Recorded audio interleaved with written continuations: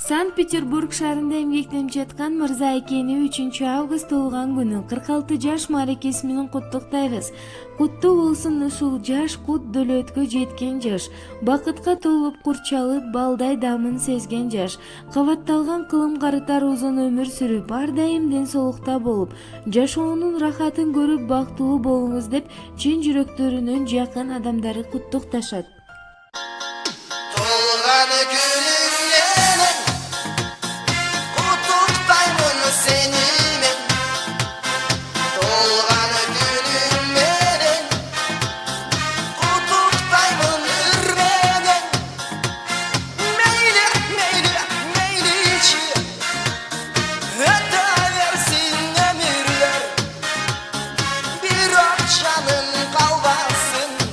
Gönüldür, gönüldür. Tolganı gönül